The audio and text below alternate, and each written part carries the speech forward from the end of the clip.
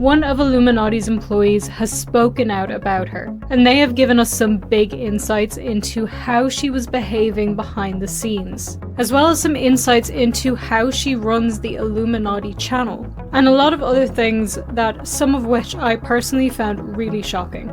Previously, we've heard from other people in the social media space about Illuminati. We briefly heard from LegalEagle, another YouTuber who spoke out when Blair falsely accused him of stealing her editing style. We also heard from former members of Sad Milk, people like Wonderstruck, The Click, OzMedia, and One Topic at a Time. These are all creators in the YouTube space who have opened up about their negative experiences with Blair. And we even got a video from Cruel World Happy Mind who talked about the terrible experience that she had with Illuminati, as well as hearing to a smaller degree from different creators as well. I have covered every single one of these things. There's a playlist linked in the description for you if you need to catch up or if you need a reminder, check that out.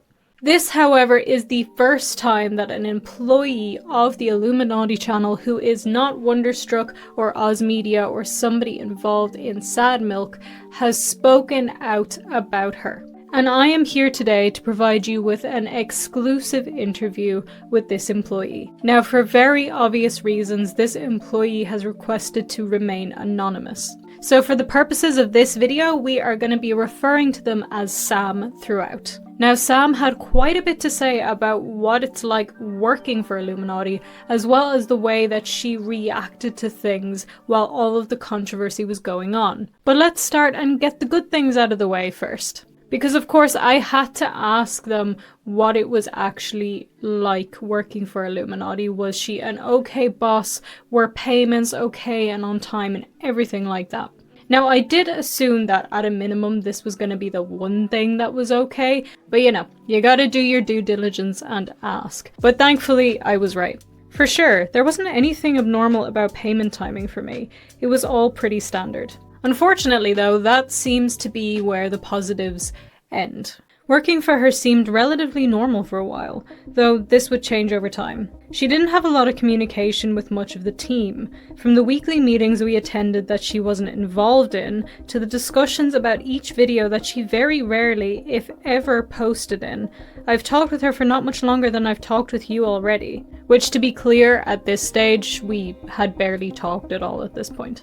So this kind of positions her as a very distant boss who was just sort of head of a company rather than the content creator, which a lot of people assumed to a degree was what was happening with Illuminati's channel, but I just personally find it kind of strange because I think YouTube is a space where you're not just getting entertainment. It's not just like watching a TV show, because part of what you're signing up for is the creator. In most cases, at least in the entertainment genre of YouTube, you don't subscribe to somebody unless you like them. You like their personality, you like the way that they convey things, or at least at the very minimum, you don't dislike them. There's a bit of a stronger connection there than with traditional media, but this seems to be a case where the connection just isn't there, or it's just faked. And we're going to come back to that because we do get more information later on about how involved she actually is in the process. But during this conversation where Sam is talking about their experience with working for Illuminati, they said something that I was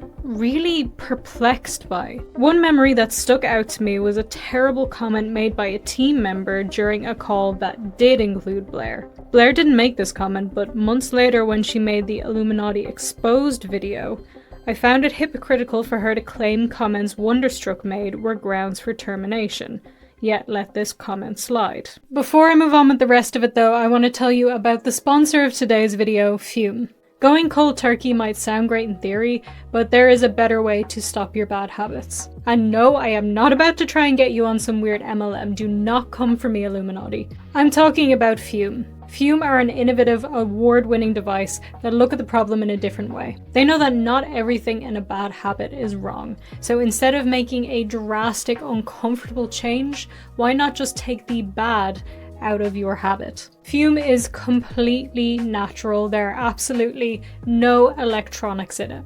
Instead of vapor, they use flavored air. And instead of harmful chemicals, they use all natural and delicious flavors. There's an adjustable airflow dial, so all you do is adjust that to let the air come through the device, and then you just breathe the flavored air through it, which is flavored through a plant-infused core that you just place in the middle here. Again, just all natural. And I think the flavors that they have are absolutely delicious. There's so many different ones, so if you prefer a bit of mint, they have a crisp mint flavor. They also have orange vanilla and a particularly delicious raspberry lemon flavor, and many others to choose from as well. And as well as that, the device itself is perfectly weighted and has magnets for fidgeting. I sometimes you guys don't see it, but when I'm recording videos, I have this thing in my hand and I'm just fidgeting with it, because I just constantly need something to do with my hands. Stopping is something we all put off because it's hard, but switching to Fume is easy, enjoyable, and even fun. They've served over 150,000 customers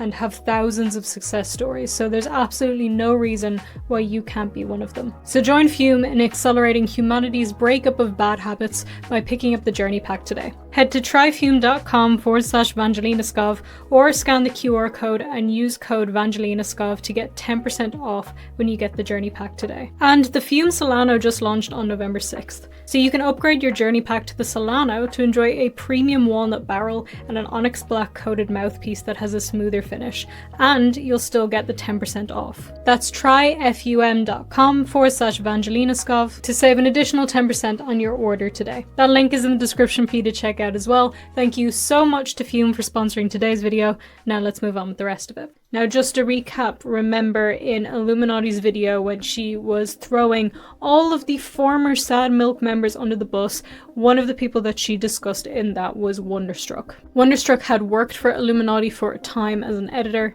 and one of the things that Blair said was that Wonderstruck had made an inappropriate comment in a work setting, and that this comment was grounds for termination. However, we later found that allegedly this comment wasn't all that serious, and that for some reason this was grounds for termination, but Wonderstruck never received any kind of warning about it. The hypocrisy aside, it was an absurd comment to go unchecked by any decent workplace standards. The call was initiated as a sort of morale boost type of thing. We thought it was a meeting going into it, but we played Jackbox. So essentially this just sounds like a type of team building. There's a game where you write captions for images. There was an image of a monkey and the caption written for it was "Entering Detroit." This is the comment that was made by that other employee while Blair was in the call, yet she did nothing about it and it went completely unchecked. Now, if you're like me, and you were confused by this, I did have to actually ask for clarification, and before anybody calls me stupid in the comments, I'm European, I don't know anything about Detroit, I had absolutely no idea what this was referencing when I spoke to Sam. So if you're in the same boat as me, here's your clarification. Detroit is a city with a majority black population, the intended punchline being just racism. So let me reiterate what happened. They went into a call, a work call, with iilluminaughtii present. They ended up playing Jackbox with a game where you can add captions to images. One employee, while Blair is in the call, puts a caption on a picture of a monkey that said "Entering Detroit, a city with a majority black population," and Blair said nothing. Now, I know that Sam said this is an absolutely inappropriate comment to go completely unchecked in a workplace setting, and I absolutely 100% agree, but I would like to add to that that is a completely inappropriate comment to go unchecked in any setting. I don't care if you're in a call with your best friends and somebody that you love and adore says that. That is something that needs to be picked up on immediately. But personally, I cannot imagine a scenario where that comment would even have come into my head. And I think if somebody made that comment in front of me, workplace setting or not, actually it wouldn't be a workplace setting, I don't have any employees, but any setting, I'm at the very least going to say, why in God's name would you think that that's an okay thing to say? So yes, like Sam said, hypocrisy aside, this is awful. And then you just add the hypocrisy layer to it, where iilluminaughtii said that a comment made by Wonderstruck was grounds for termination, which was, by the way, nothing like this comment. But the Detroit comment by another employee, who presumably Blair just wasn't pissed off with at the time so didn't really care, goes unchecked. Now, of course, I did ask were any other comments made like this after this or before this? Was this a common occurrence? Did Blair herself make any comments like this? And to Sam's knowledge, no. For one, it was very rare that Blair was in calls at all to be able to hear her making any negative comments.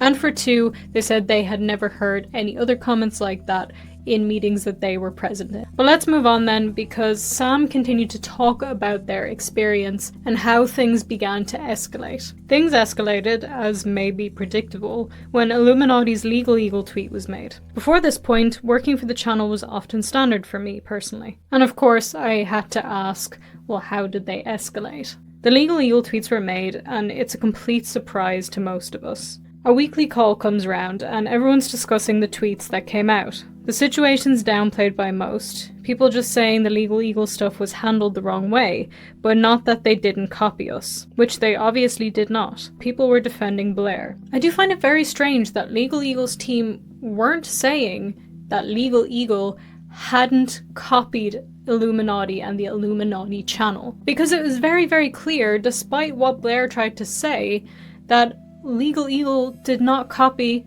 Illuminaughtii. Again, I just need to remind you, because it's so absurd, the things that she said were plagiarized were a ripped paper effect and a highlighting text effect. Two very, very common effects which are used all over YouTube and all over traditional media, mostly in documentaries. But I'm just going to say maybe it's just that that wasn't the purpose of the call, that isn't what they were discussing, but at least they said that it wasn't handled the right way. Now this call where they're talking about LegalEagle and the tweets that were made ends, but there's another call soon after. Another call happens a bit later, and this time Blair's in the call as well, because she wasn't in the previous call talking about LegalEagle or clarifying anything to do with the fact that she just decided to go on this rampage on Twitter and not inform her team. At least she's in this one though. She rants against the Sad Milk members, including Oz.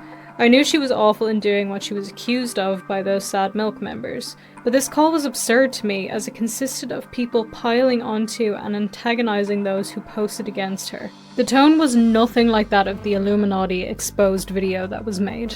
There was hardly, if any, accountability, but rather listing issues with some of the people making accusations against her. Though I would like to add, that is a lot of what happened in the Illuminaughtii exposed video. I mean, the whole thing was just her throwing everybody under the bus, talking about their mental health and trying to make them look as terrible as possible. I mean, take the click, for example, where she said that he was using slurs constantly, that he allowed really horrible people into his Discord server and just didn't care. And don't worry, there will be some things said about the click. But still, somehow in the Illuminaughtii exposed video, it did feel like she was trying to put this air of her being the better person in this situation, of her being the bigger person, but at the same time, she's sharing people's very intimate private details. So, not really great. I'm not endorsing anyone by any means, but it was off-putting that not only did these accusations come out against her,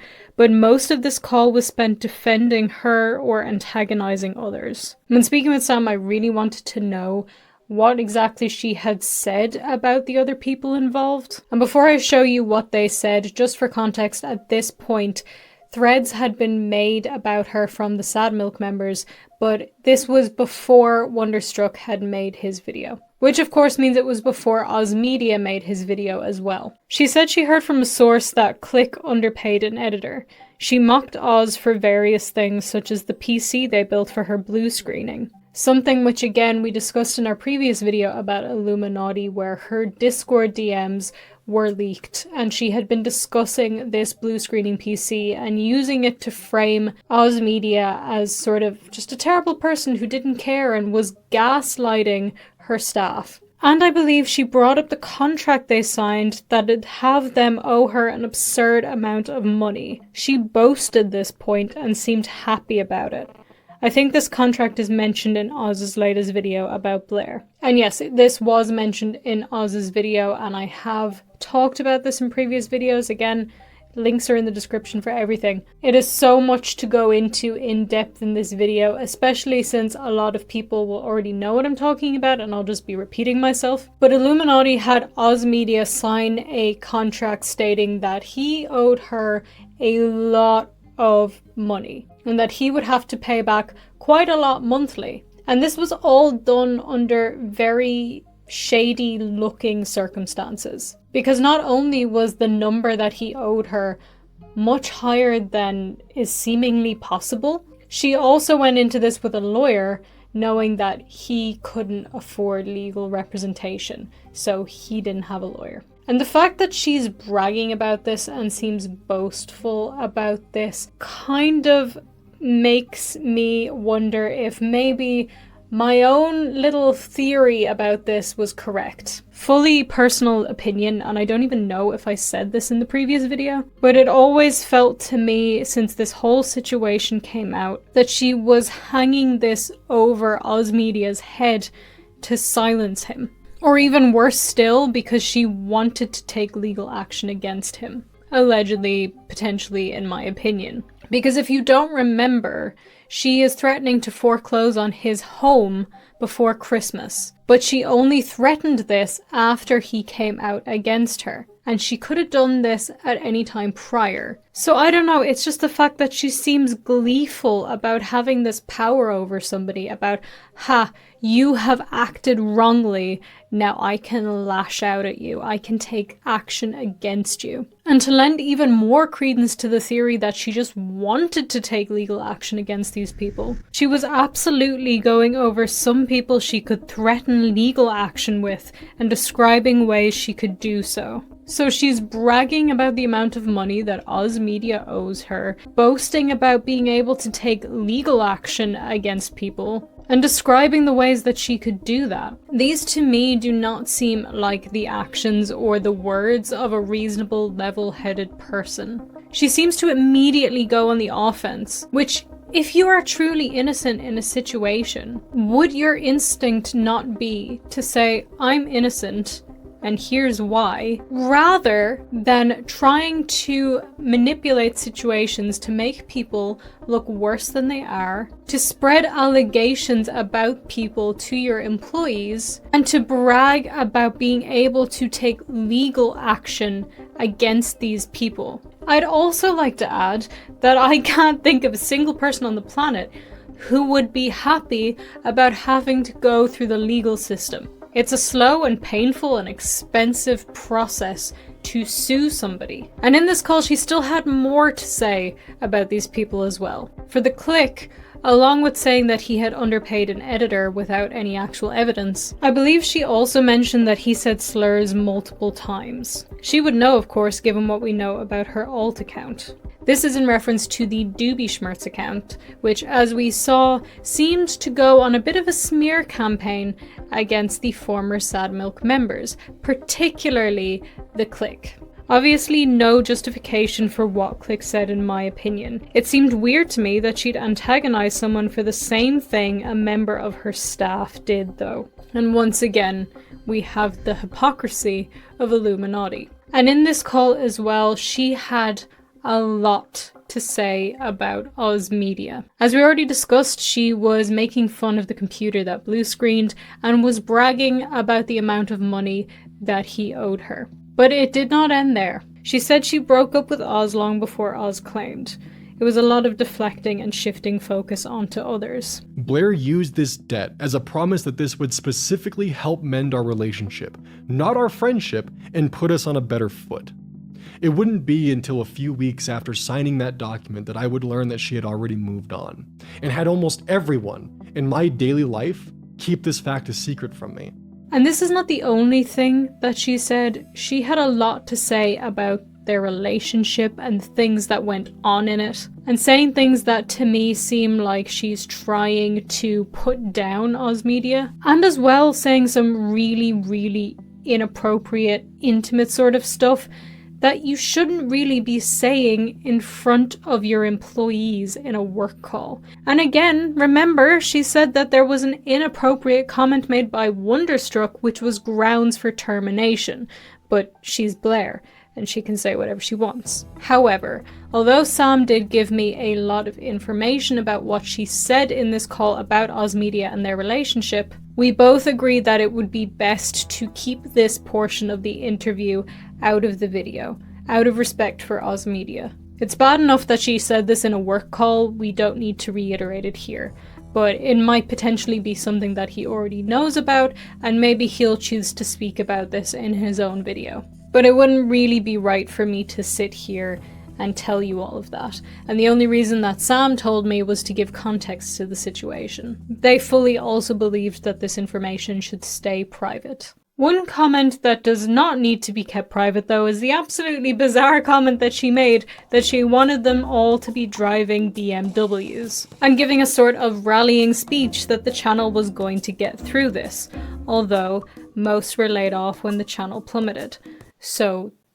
they didn't really get through this. I do feel terrible for those people who were laid off, and I truly hope that they were able to find employment pretty soon after that. But the reason that this sticks out to me is because what is with Blair and the BMWs? Why the obsession with the BMWs? I don't know if you remember, but she has a thing with BMWs. She just loves them. And of course, I did have to clarify if this was a similar situation to the whole Wonderstruck thing, where she wanted to be the one signing the papers in regards to them all getting BMWs. This, however, does not seem to be the case. It was just a comment of, wouldn't it be so great if we could all drive BMWs? What is with the BMWs? Why the If I ever get to speak to Illuminaughtii, which to be honest I hope I don't, but if I ever do, this is the question I'm going to ask her. Why the BMWs? But let's get back to talking about Illuminauttii's way of working, the way the channel was run, how many employees and things like that, because I needed to ask, how many employees does she actually have? Because we know that Illuminaughtii has a team that write her scripts, that edit for her, probably that make thumbnails as well, which again brings into question how involved Blair actually is in Illuminaughtii. From my recollection, there were 2 writers and 6 editors or so, some of which were contractors. There was also someone handling the financial stuff, and Oz was a sort of manager, I believe. Also, for more context, I remember Oz being there up until the LegalEagle tweets happened. I don't remember there being tension between them. It was all pretty abrupt as far as Oz leaving. Also, I don't remember Oz leaving being mentioned at all. They just weren't there anymore, and I imagine it's around when Oz came out with those tweets following the LegalEagle situation. So it's a fairly large team, although the channel does upload quite frequently, but you'd hope that she would still be quite involved in the process. Although based on what Sam has told me, that doesn't really seem to be the case. There were some other things that bothered me, as there are with most any job. Others, not Blair, would write revision notes for videos after the first draft was exported. When she did write revision notes, which only happened once every few months, there would be hundreds of notes. I'm not exaggerating the number. The notes were written in a manner that made it seem like she was surprised at how the videos looked. She even had a note saying something along the lines of, "What happened to the old channel outro?" I'm paraphrasing. She had the same outro, referring to the new outro, not the old outro, for a long time up to this point, so it just conveyed to me that she was likely not very active in reviewing the videos that were being released. This, to be honest, is even worse than I imagined it was. Because I had an inkling that really all she did was just read the script and that was it. Because considering she has writers and she has editors, then she's just reading the content that the writers give her and then sending it off to be edited. But I had assumed, at the very least, you would be reviewing every single video that goes up. You'd be reviewing the edits, you'd be reviewing the script, you'd be reviewing the thumbnails and the metadata, the tags, the description, everything. You'd want to review that. I can't imagine having a video going up on this channel that has my name attached to it that I have not reviewed and approved. Again though, I don't have any employees, but say that I did, I'm not gonna just let you edit something and upload it and I've never seen it. For all I know, you've done a Logan Paul in Japan on the video. I need to see what's happening. So the fact that they have been using a new channel outro for a while, and she had no idea, so when her time came to review the video, which she only did every few months, she was confused about the new outro. It just says to me, and obviously to Sam as well, that she's not even reviewing the videos. So at this point, what is the difference between iilluminaughtii and just a content farm? At this point, it's not even Blair. It's not even Blair's channel. It's a channel made up of the employees who are making the videos. All she is the voice. And with AI nowadays, you could do that without her. She doesn't need to be there at this point because she's not allegedly involved. Today we're exposing the shimmering facade of Glimmerglow. This brand claims to light up your life with their exclusive range of glow-in-the-dark cosmetics. But here's the catch. It's less about the sparkle and more about the shady business practices. With a dazzling array of overly priced highlighters and neon eyeshadows, Glimmerglow lures in unsuspecting beauty enthusiasts with the promise of becoming a glow goddess. Beneath the luminescent surface lies a network of complicated compensation plans and unrealistic sales targets.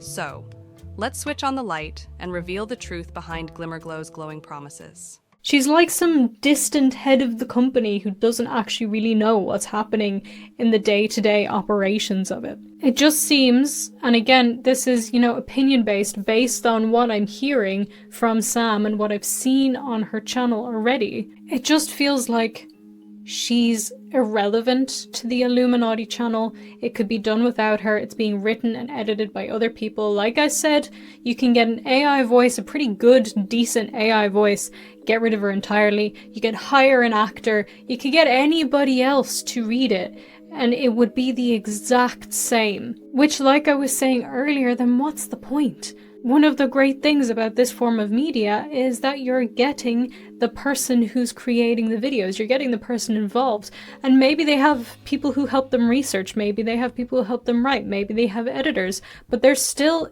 involved in the channel, in the process, and in the content. This just feels soulless and pointless. It just feels like another business to her because she has multiple businesses all the time. It just feels like it's another way for her to make as much money as she can as quickly as possible, which, don't take it out of context, it's okay to want to make money from YouTube. YouTube pays my bills. I clearly want to make money from YouTube.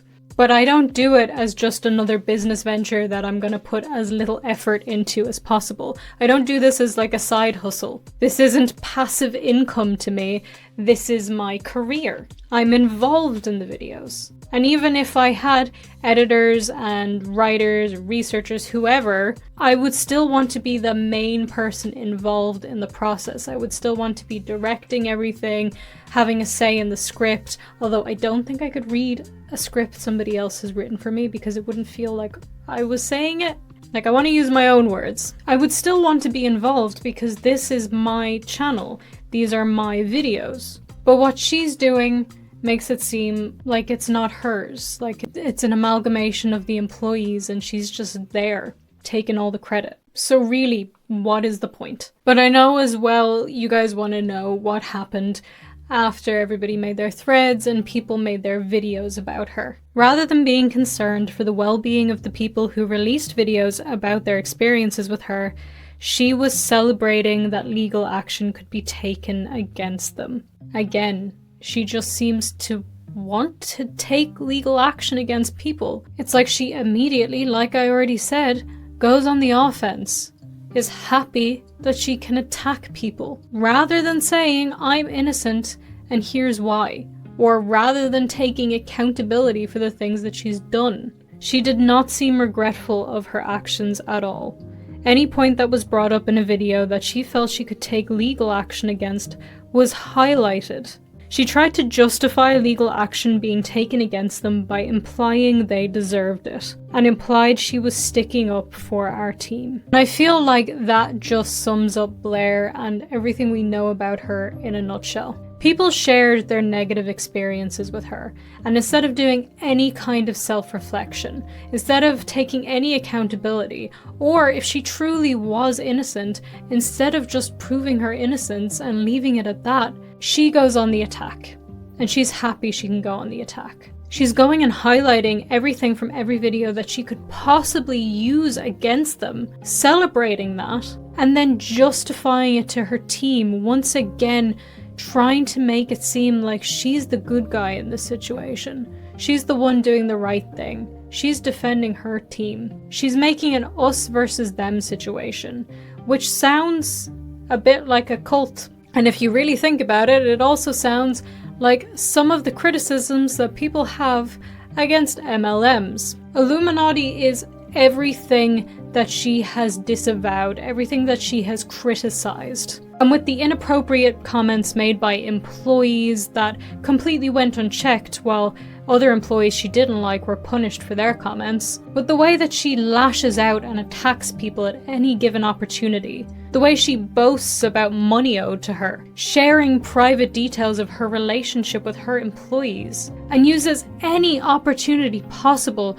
to antagonize and speak badly about anybody she feels has wronged her. To me, Blair just feels like a massive hypocrite. A hypocrite who puts herself on a pedestal above everybody else, condemning them for the same things that she's doing, and that she's doing worse. Thank you so much for watching today's video. I hope you enjoyed it, and thank you so much to Sam for speaking to me and giving me permission to share all of this with you guys. Do of course leave me a comment and let me know what you thought about everything that we discussed in today's video, and if you don't want to comment about that, then leave me a comment and let me know if I should cut my hair, because it's quite long at the moment. I'm thinking just to cut it like to here, like the same length as my profile picture, because it's actually getting quite long, like it's tied up right now, but when it's down, I'm starting to look a little bit like Hagrid, and it's not good. Like, I can't, and it's all over the place and it's everywhere, and I just have so much hair. So should I cut my hair? Again, not short, just like here. And just bear with me for a second, because I just want to let you guys know something really quickly. Just please stick around for a second for me to tell you this. If you haven't seen already, I have brand new holiday edition merch. I like it. I think it's fun. So check it out. For Black Friday week, from the 20th of November to the 27th of November, you get an automatic 15% discount on any purchases made in my merch store. So that is on the new holiday merch or on the original pieces. All can be found there. Again, the holiday merch is limited edition, but get whichever pieces you like. I hope you like them. And as well as that, along with the 15% discount from the 24th of November to the 27th, you'll also get an extra gift certificate with purchases made. So get it for yourself, get it for your family, get it for your friends, get it for somebody you love or for somebody you hate. Just get it. I like the designs a lot. I think they're very cool. I think they're fun. I like the Christmas merch. Okay, I really do like the Christmas merch. And while I'm selling things to you, let me just throw this in here. Just a reminder that I do actually sell a mental health planner and journal. It's a planner that's completely undated, so you can pick it up and put it down whenever you want. It's great for people like me who are just useless at remembering to do things consistently. And it comes with lots of different prompts and exercises to promote good well-being. I'm done selling you things now. I had to get that out there because the Black Friday sale. Anyway, yes, check it out. Link in the description. 15% off and gift certificate. Amazing. Thank you. Like, comment, share, do all the things that I'm supposed to ask you to do at the end of a video. And of course, follow me on social media, VangelinaSkov everywhere, and subscribe, because I always forget to say that till the last minute. Thank you. I do appreciate if you do that, genuinely. Like, it really does. It feels very nice, so please subscribe if you haven't already. Also, don't forget that you can go to tryfume.com/VangelinaSkov or scan the QR code and use my code VangelinaSkov to get 10% off your order. Thank you so much for watching today's video. I hope you have an absolutely wonderful rest of your day, and I will see you in the next one. Bye.